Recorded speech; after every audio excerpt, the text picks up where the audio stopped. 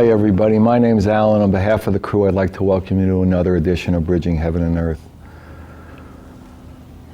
You know, I was sitting here, waiting to come on, waiting to greet you, waiting to express what was coming through me right now. And the feeling I was getting was that in some way we need to issue a call. A call for everyone who's tired of being afraid, everyone who's tired of being hurt, everyone who's tired of living in a way that they don't feel the fulfillment of their lives. A call from love to love. And to reawaken our recognition, our realization of the connection between us. That enough is enough, and the call has to go out now for us all to come together.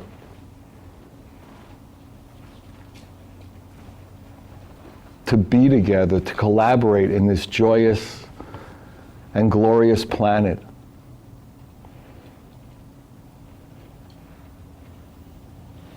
And we all know somewhere inside ourselves, somewhere in our heart of hearts, somewhere in us, that the frustration and fear and hate and misunderstandings that go around this planet have to be coming to an end. And that the time is now for love to come forth, for the experience of oneness that we know exists, that we know is real, to rise, to from within inside each of us, in a prayer, in a cry, in a humble asking, to say, please, let us recognize the love. And what we feel here is that when we issue this call, if there's no other way for you to have that call answered, call us. Call us here at Bridging. We need to know the love. We need to come home. Whatever else we think we're doing, whatever else we think separates us, whatever else we think there's reason for anger and fear and hatred and holy wars and ethnic cleansings and abuse of children and abuse of women, go deeper, go further in. There is a love, there is a oneness. Call us. We're issuing a call for love. You'll see the number, you'll see the email, you'll see our website. This show will be available all over the world. Call us. Whatever language, we'll figure it out. Let's come together in love, joyously and lovingly, to spread that recognition, to spread that realization. And when it's so apropos that when that message is coming out tonight through me, through this show, that the guest is Michael Tamura, who has devoted his life to love, to healing. I mean, he's a teacher's teacher, he's a healer's healer, he's an author. He started most of the psychic institutes in the United States. He's the author of an extraordinary book, You Are the Answer. And his life is devoted to that realization, help in that realization, healing of the blockages to that realization.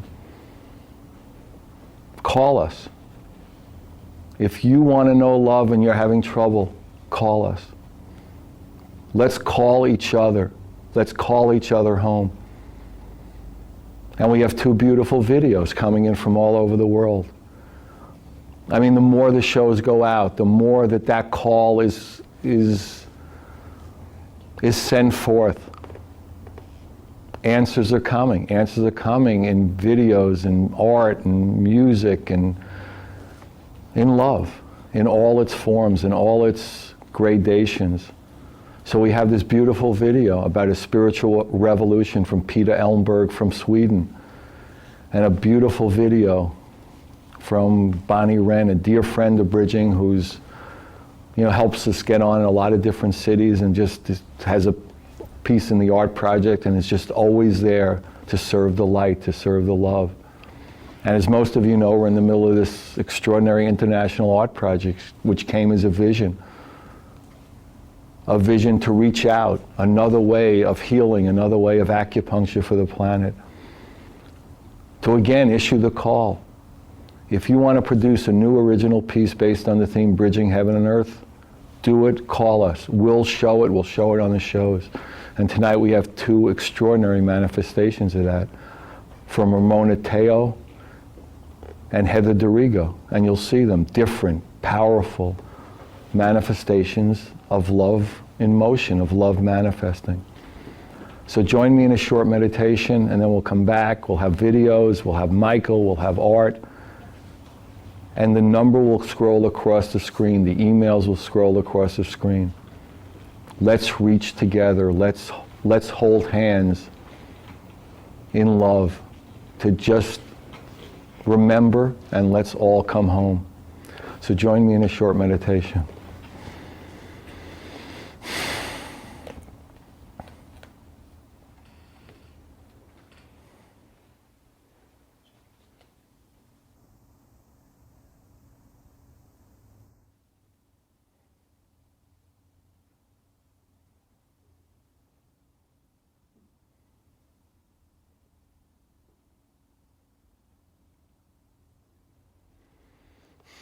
Thank you. So, as I said earlier, the first video is a beautiful piece, literally sent to us this week from Sweden. Peter Emberg, Spiritual Revolution. Enjoy.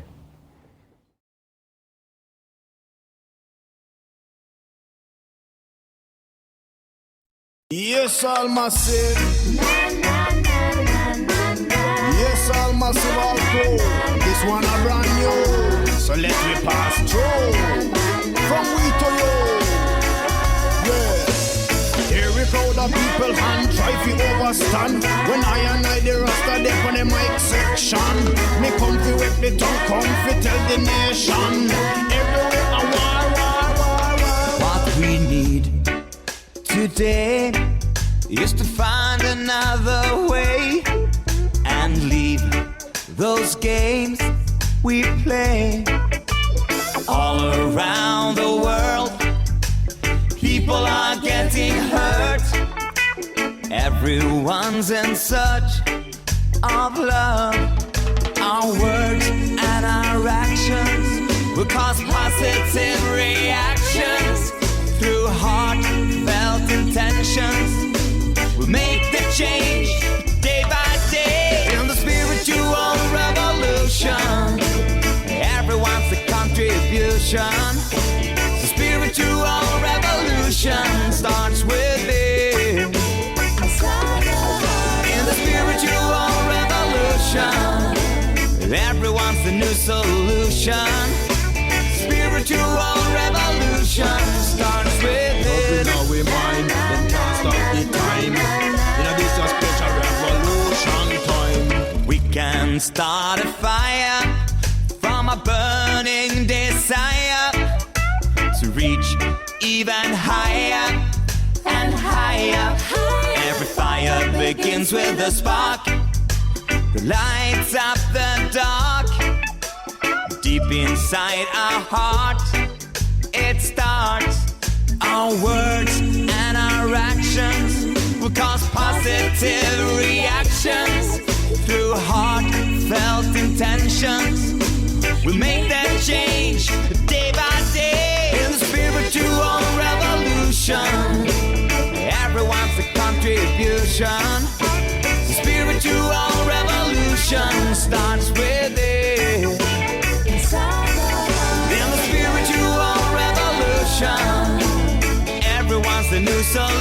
revolution. Spiritual revolution starts within. I got me say. We no joke and we no play. It have to start from your heart, right. Here we go, the people hand try to overstand. When I and the rest of them on the mic section, me come to with me tongue, come to tell the nation. Everywhere I Spiritual revolution starts within. roots and culture, man.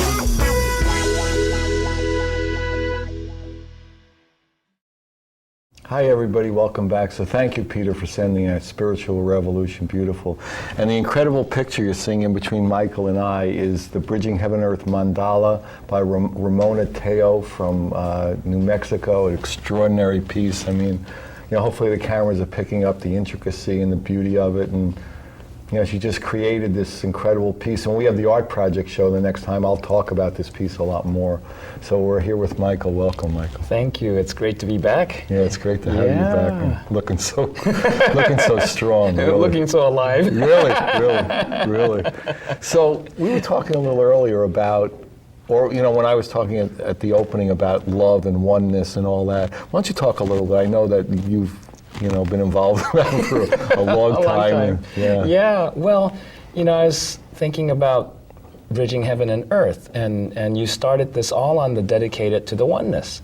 And oneness is spirit. It just is. There's no beginning, there's no end. That's the nature of that which is undivided, and which is the basis of all healing. In a sense, oneness or God or Spirit doesn't need healing or forgiveness or anything that we talk about as human beings. We do, and in this life. And when anyone who's watching this show, watching the 223 shows that you've done over the years, anyone who's interested in it already intuitively knows there's unity, there's this oneness of being within. But out of all those people, why are they watching? Because they're not only interested, but they're interested in experiencing it. Some of us have experienced it sometimes. Others have heard about it and go, wow, I'd like to have this experience of this oneness. I know there's oneness, but I don't experience it. I go through my ups and downs, and I get angry, and I get unhappy, and I get hurt, and you know, all of these emotions and everything, and isolation. Well, where's the oneness? And so what is it about this obvious, this what really is already? We don't have to go looking for it. We can't escape it, actually. But why is it that so few people experience it, and experience it on an ongoing level? And I've been, these are the things that keep me up at night. Well, they don't keep me up. No, I understand. and so I'm looking at this, and the basic part of all human beings, until we really awaken, all human beings choose separation.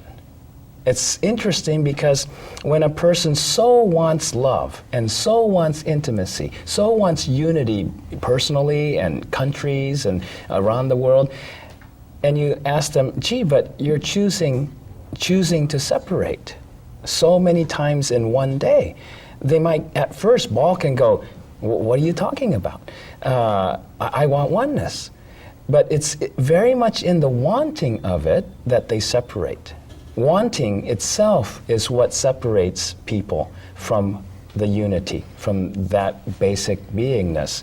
And how does it show up in our day-to-day life?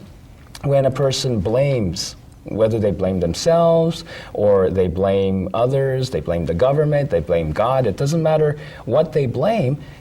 The minute one blames, if you look at where that blame comes from, it's the desire to separate. And that same desire when we judge. Anytime we judge, we're wanting to separate from that which we judge. And then on the other side, we all want to be special. We want to be the one that you love me more than everybody else, and all of that kind of stuff.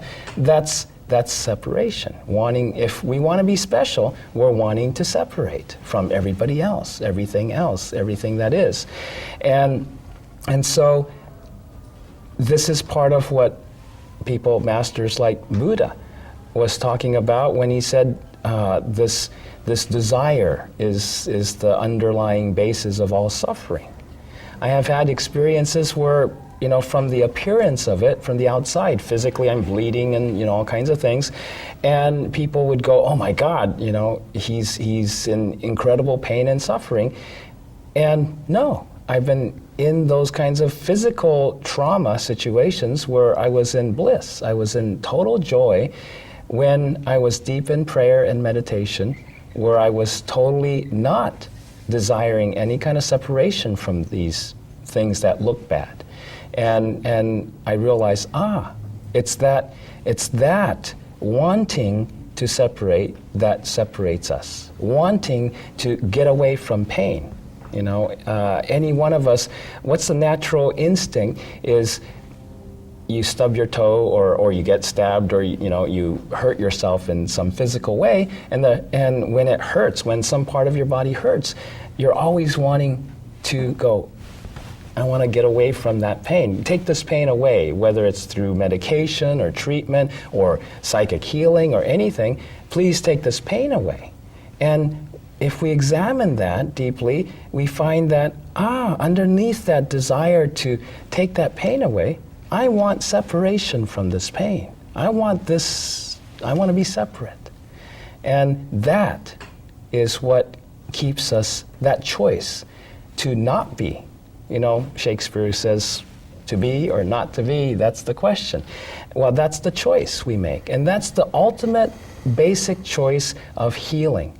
When we choose that which is, we move in healing. We move toward that oneness. We start to restore our wholeness of being. But every time we choose to not be, choose to go away, choose to want separation, then we go away from healing to illness and conditions that are what we call negative.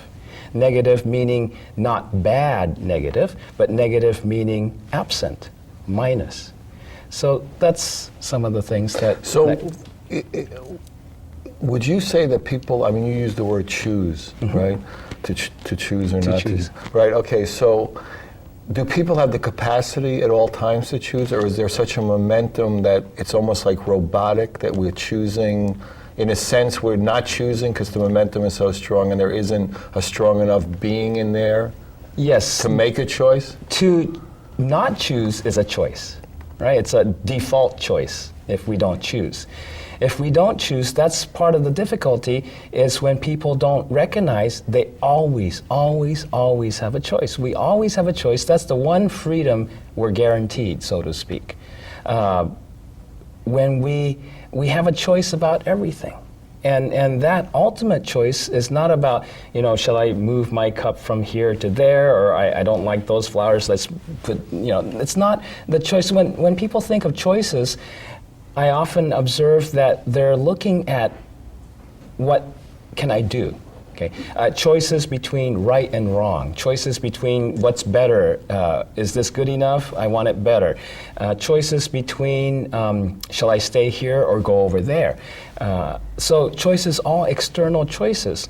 But the real choice in which we have freedom is to choose that which is, or oneness, wholeness, the all, or to choose what appears to be. Appears not just in a visual sense of appearance, but anything we can perceive through our sensory perception.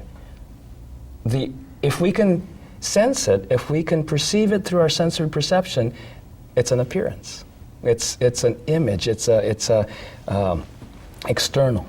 It's a form, and everything that's an appearance comes and goes, whereas oneness never comes and goes. Oneness always is. Okay?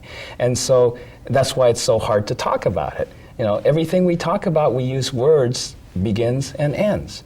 But that which is eternal, we can't escape it. It's always there. How simple, how easy is it to find that is, times when you get upset or some crisis happens and you're in this maelstrom of emotion. And in the midst of that emotion, whether it's grief or anger or anything, fear, that spot that's in the back of your mind that never changes, right? No matter how emotional you get, there's that one spot that just sits there, never changes. Everybody has that. Everyone experiences that. I haven't met a single person who I mentioned that to, and they go, oh yeah, it's that little tiny spot that everything else is kind of going robotic, like you said, and I'm reacting to something, but there's this part of me that just sits there and watches and doesn't do anything and just go, wow. And sometimes if you have enough awareness of that, that's the part that goes, it's kind of silly. Why am I doing this for? How come I'm getting so upset? And this doesn't mean anything. Because that little spot knows. That is the all-seeing. It's the all-aware. And why religions have come up with this idea of the Almighty God and all-powerful and all-knowing and all-seeing, well, that's what it's relating to, is that which is, that oneness. That's all is known there, all is seen there, but not in the sense, external sense of perceiving appearances. It's the inner knowing. It's the inner seeing. And a lot of times people consider me to be a clairvoyant, and I see in a different way. And I see the soul that the person really is, that immortal part of them. And they wonder, gee, I'd like to see like you see. And yet, seeing is so simple. It's not. The hardest part for people to learn about seeing is learning that they don't have to try anything. If they're trying to see, they're not going to see at all. It's when they realize the seeing is already happening 24/7. It never stops. And everything in that seeing is being seen. What we need to do is back to choice. In the human mind operates in a way where if we don't choose what part of everything do we want to identify, it doesn't compute. And so then if I go, oh yeah, I'm looking at your aura, or I'm looking at your images in your mind or whatever, then those things get highlighted, and it's kind of like using the computer. You have to pick, you have to choose, then those things come up. But if you don't, then if you're seeing the all, it's not going to be individual things. Okay? Those, again, are appearances that come and go. It comes out of the all and goes back into the all. So the healing process that we all go through is moving our awareness and attention more and more to that which already is. It's the simplest thing, but sometimes the hardest thing to do. Because the society and the way you were talking about, is there a momentum in society and human consciousness that just bowls us over like a tsunami, and we just go duh and go to sleep. I think that's what the whole thought of awakening comes from, is we go to sleep. You're getting sleepy. And we end up going, oh yeah, and we just because we feel, most of us go, oh, I'm so unhappy because I feel so unhappy. I don't know why I'm so unhappy. I mean, my life seems to be pretty good compared to other people. It's not so bad, but I'm still unhappy. What is that? That's when we're giving up our freedom of choice.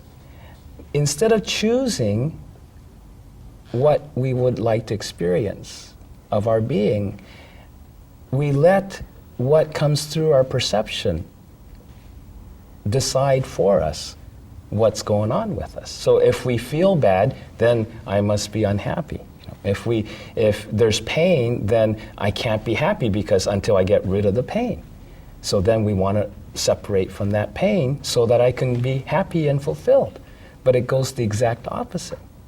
When there's pain and we go, there's pain there, that just means there's something missing. And I have chosen appearance over truth. I've chosen that which seems to be, but not really, over what is real, what is true, what really is, the oneness. So I've become more divided. Healing is that process of letting go of that division. And everything, whether any kind of psychic ability, any kind of spiritual awareness, derives from that. When Jesus said, "Blessed are the pure of heart, for they shall see God."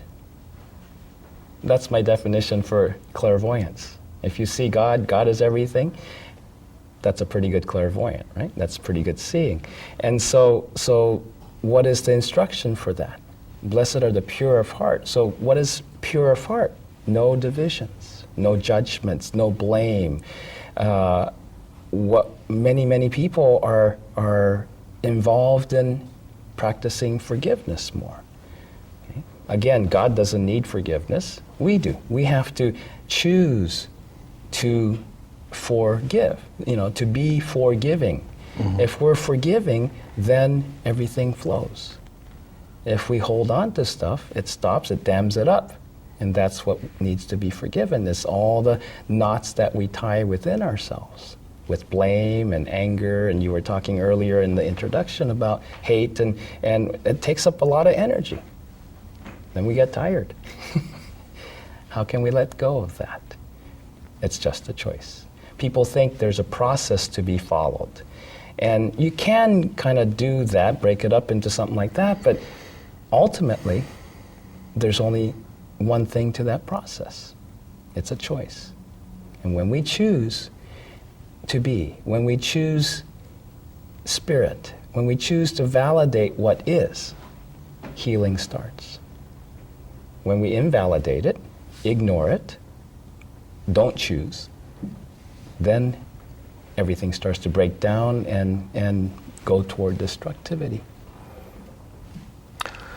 The only question I'd have about that is, I probably have 500 questions, perhaps, but the one that comes to mind first is, well, it would go back to almost what I said earlier. I mean, I would say that at some point, if you're high enough on a mountain, you could see in all directions, and you could actually make a choice, what's going. Yes. If you're lower down on the mountain, all you see is the face of the mountain. Exactly. So how do you get to a place where consciousness, ultimate consciousness knows always.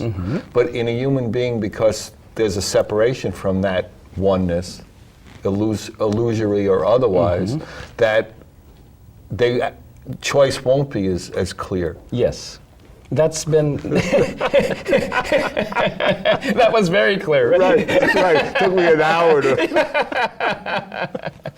Yeah, and what do we do when the choice seems to be not clear? Well, part of what's not clear is when people are trying to make a choice and the mountain is in front of their face, they're trying to choose between the two cups. They're trying to choose, shall I stay or shall I leave? Which is the right thing to do? That's the wrong choice. It's not the wrong choice, but it's not the only choice. They're trying to choose between two levels of appearances. So you can't get out of it that way. One choice, and the correct choice for healing, has to be one that chooses the infinite, chooses the eternal, chooses... Would one have to know what that was consciously to make that choice? No, because you don't have to know, because all you have to know is what is infinite. You do have to examine it a little bit. If you go, okay, what's infinite? What's eternal? What's immortal? Well, it doesn't change. So like that little spot that never changes in you, that's... So would you have to have your consciousness look for that spot Yes, and go to that spot? Exactly. You have to choose it. To choose that spot. And why people don't find it is because they think they have to perceive it before they say you have they to practice to get there. But the thing is, it's backwards. You have to know it's there when you don't see it. You have to know it's there when you don't feel it. You have to know it's there when you don't hear it. But is that realistic when the momentum is so much the other way? Would that happen unless the momentum started to turn where the knowledge of that became more and more Prevalent, present yeah. in your life? Yeah, of course that's going to be easier. And that's why people come together in gatherings that we remind each other of this. Then all of a sudden people go, oh, I feel better. I'm just sitting here, something's starting to happen. Right. It's because the momentum's reversing itself. Okay, well let's do this. Let's do the second video, and then we'll come back and get that momentum going. Okay, so the second video is another beautiful, beautiful song, beautiful person. It's Bonnie Wren, Simply Free. She just, put this together. It's a beautiful piece. She played it. And literally, we just got it this week. She wrote this song. She sings this song. She's a dear friend of Bridging. Bonnie Wren, Simply Free. And then we'll come back with more art and more Michael. So enjoy.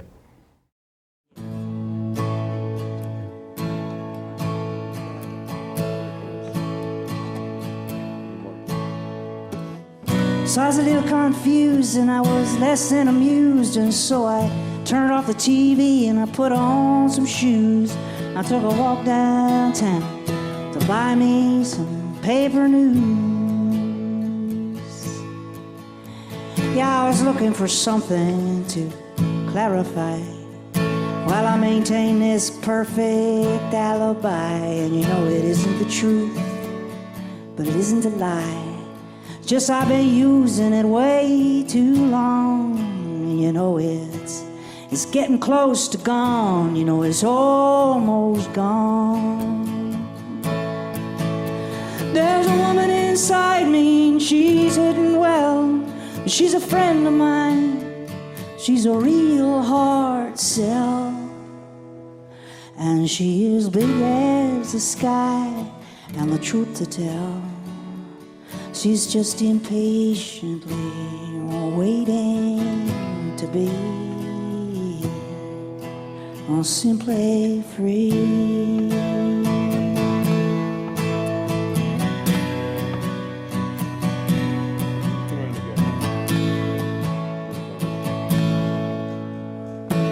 So I'm walking down State Street and I am shaking off the blues, and I'm thinking about redemption, looking for some clues, something relatively useful. It's not in that paper news.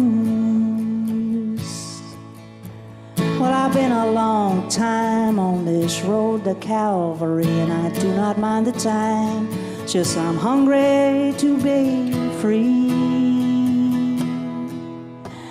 And I want to tell my mother that I'm happy to be me. But I'm lost in my dream again. Lost in my dream again. I am lost again. And then somebody's yelling, and he's yelling at me. He says, I do not have that walking green. And I say, I am so sorry, and I look him in the eyes. I can see he's just like me.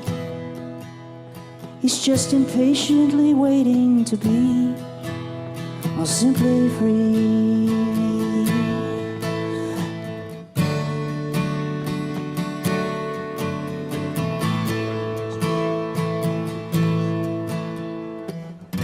So we sit on the edge of this televised world, bathing in the cool blue light. Inside we are drowning in the blood of the Lamb, and we know something's just not right. So we dream of our own sweet possibilities. In the heat of the night, we dream.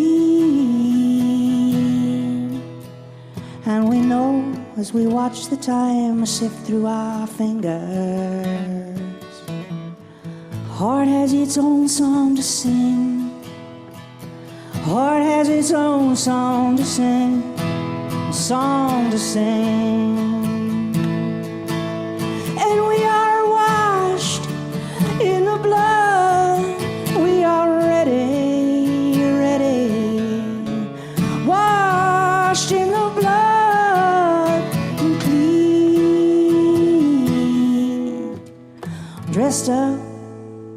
dressed down, ready. We're just impatiently waiting to be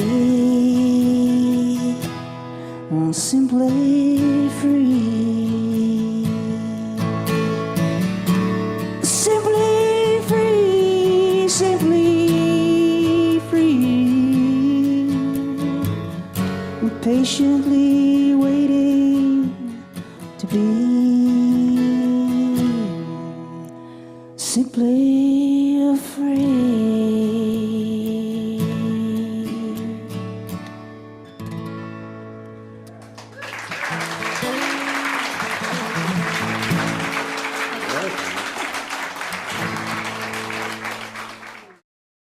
Hi everybody, welcome back. So yeah, thank you Bonnie for sending that Simply Free.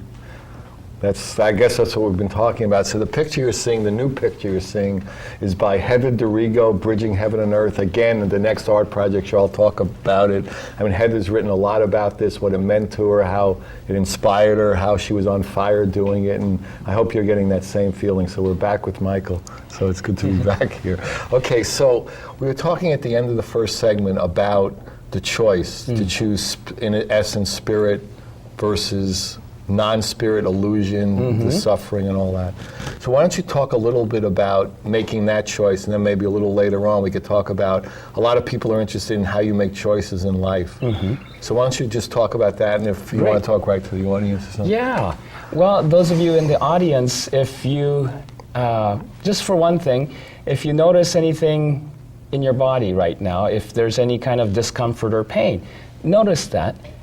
And notice the natural inclination to want to separate from it. Of okay, push away. Okay, I don't want to go there. It's uncomfortable. I want this to go away. So notice that the choices that kind of bubble up in terms of what to do, and just decide as an experiment. If you just go ahead and decide, what if I just let go of wanting to separate from that? And you might notice sometimes a little fear or whatever. Well, if I don't separate from it, then I won't be able to deal with it. It's too much or whatever. But just bear with me here and decide, okay, what happens if you just decide to let go of that wanting to separate away, wanting to push it away, wanting to get rid of it. Just let it be. And just let go of the wanting part. Nothing to do with what are you going to do about that pain. It's just letting go of that wanting to get rid of that pain, wanting to solve it, wanting to figure it out, wanting to do something to change it. Just let that go. Let that wanting go. And give yourselves a couple of deep breaths and just let it go. And notice what starts to happen. Notice any changes of when you start to let go of that wanting. Okay. Many of you may notice that as you let go of that wanting, something happens where the pain is a little less, or the discomfort disperses more, or in some cases completely. And this is the beginning. This is what you can do with each time you notice any kind of pressure, stress, discomfort. If you notice the wanting to separate from it and let go of that wanting, you'll notice it starts to get less and less. Because it's that wanting that creates the division, that blocks the energy, that keeps us from being able to experience the underlying unity.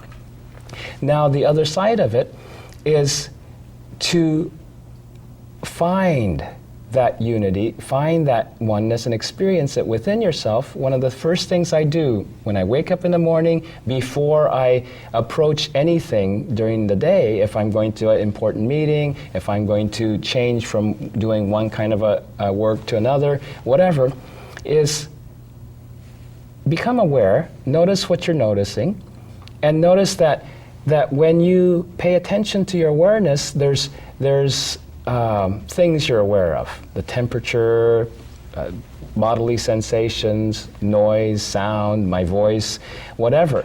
And just close your eyes and notice what you're noticing, but then let go of whatever you're noticing and ask your awareness. Just say hello to awareness itself. Say hello to the awareness that's being aware of all those things you're aware of, and just go, okay, awareness, would you turn toward that which gives everything? Say hello to that awareness inside of you and go, awareness, would you turn toward that which gives everything? You're asking awareness to turn itself toward that which gives everything. And don't put the expectation of that's God or this or that or the other thing, but just ask your awareness to turn toward that which gives everything and see what starts to happen. This is essentially the first step, or one step you can take in terms of becoming more aware of spirit, choosing spirit as opposed to the appearances. What you become aware of within your awareness are all appearances. But that awareness itself is not appearance. Okay? That's what is. Awareness is intrinsic component of that which is. Notice what happens. And give yourselves a couple of deep breaths. Something to help you along the way to establish this more is grounding. So what you can do also is just from the base of your spine, right around the tailbone, just above the tip of the tailbone inside of your body is an energy center. Just imagine that, and imagine a big tree trunk or a tube, something that to you represents conductivity of all energies. And just imagine that tree trunk all the way down from the tip of your tailbone area to the center of the earth. Again, no effort on any of this. You just imagine it, and so be it. Okay? Know that it's there. This is grounding. And so you're starting to ground yourself and ground and establish yourself in that awareness of that which is. Okay? This way you'll bring it, the more you do this and practice this, you'll bring in that awareness of spirit, that awareness of that oneness, and be able to choose it more and more. And each time you choose that which is, each time you choose to validate spirit, that you are. That's another way you can do it, is decide, I am. And notice what starts to happen. Do you notice anything, Alan?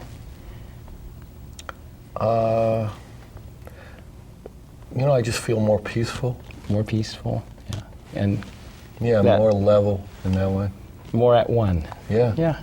And so it's a very, very simple way that people can start with, and with practice it becomes second nature. And pretty soon, you're there all the time. And once, if a grand piano fell on you or something like that, you might get knocked out of it for a moment, but you can resume. And this is something that, when I had my heart attack a year and a half ago, in the midst of it, I'm in that space. And it was very interesting because the body was in excruciating pain, but I stepped out of that, and all these guides and spiritual teachers were around, and they all stepped back and said, you have to choose. This was not something they could intercede with. This was a choice I had to make. And the choice Between being in a physical body anymore and not? No, Or it was choosing choosing the whole. I see. What I realized at that moment was this was a very important choice I had to make. And at first, all the thoughts that come up in one's mind is this or that or this or that or this or that.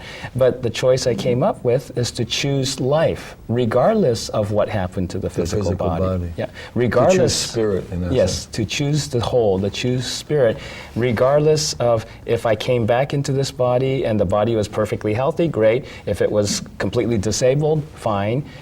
Either way. And if it died, fine. And do you think that's a one-time choice? I mean, No, because it's a regular, it's a regular ongoing basis. choice. Because then you come back, and if it's not that pleasant, it's like, did I make the right choice? Yeah. Can I? So it's tricky business that way, and it Yes. has to be like constantly until the momentum is so strong that. the momentum's totally on that, that direction stretch, yeah. of almost always going in that Right. direction. So it takes a piano or stakes in your hands to have a, oh Lord, why have you forsaken me? Because Yes, the momentum and is even so that even wouldn't, then. yeah, and during the break, a couple of people were asking about, well, okay, that's all good and fine to choose spirit, but we still have to pay bills. We still have to raise children. We still Which job have to relationships. take, Which, yeah, right, okay. and shall we stay here and live here, or do we move? There's a job offer somewhere else. Should I change? How do we make those kind of choices? And that's a fun one. Everything in this world is made up of dichotomies, polarities, positive, negative, male, female, day and night, and so then the mind always works on this level of either or. So when we get trapped in the mind's working, then we start to think of, well, the choice is either I stay here and live where I'm living now, or I move over there. Okay? Well, which is the better choice? And these are the reasons that come up in one's mind. Well, there's an exercise that I love to do if I'm faced with a choice where it's got a lot of charge, and I go, oh no, I have to make the right decision. So if you want to follow me on this, just go ahead and imagine that grounding again from the base of your spine to the center of the earth.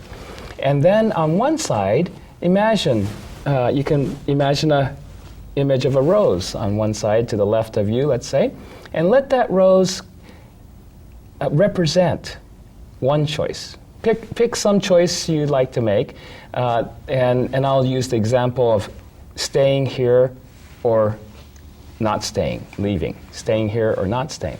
So you can apply any dichotomy in your life that you want to make a choice about. And on the left side, just put that rose there and let that represent say, for example, the staying choice. And you look at it in your mind's eye and you go, okay, I can choose, I can decide, I can totally have staying. And notice what happens. Notice the thoughts and images and feelings that come up when you decide, okay, I can be totally happy just staying here. And imagine another rose off to the side and let all the thoughts and the images that come up when you decide, I can have staying here, let it all of the naysayers, I call this the naysayers of, no, if you stay, you're going to miss out on this opportunity. If you stay, it's going to be wrong. Oh, what if so-and-so and this and that all happens if you stay? And all the things that try to invalidate your choice to stay will start to surface. Let it surface and let it go into this other rose. Okay?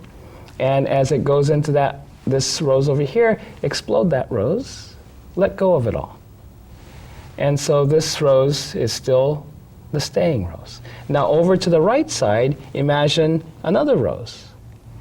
And this rose is the not staying rose, the other side of your choice. And let this rose represent the other side of that choice, in this case, not staying.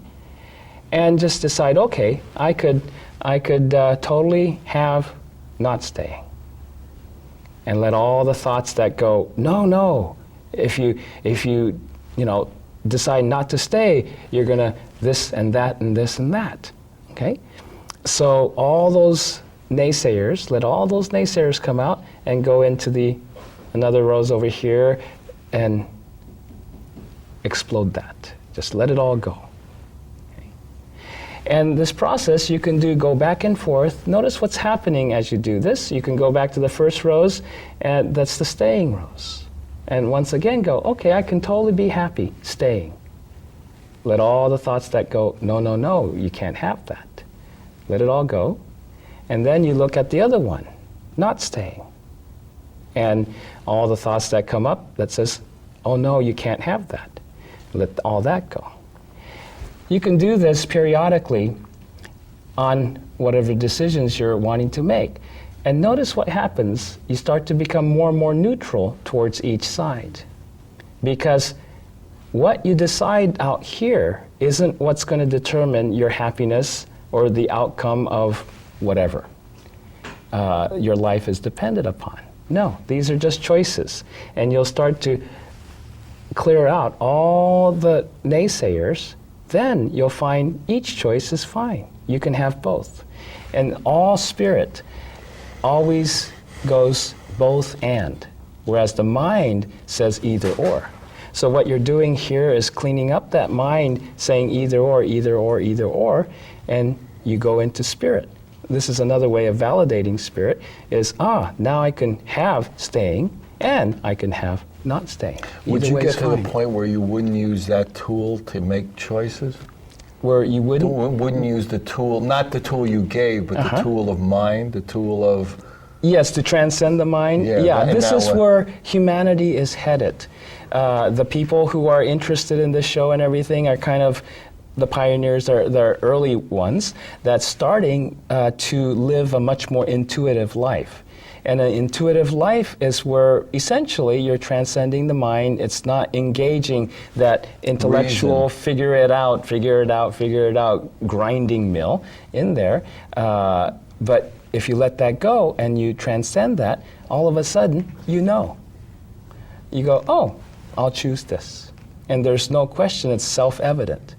Truth is always self-evident because it never changes. You touch truth and you know that's true.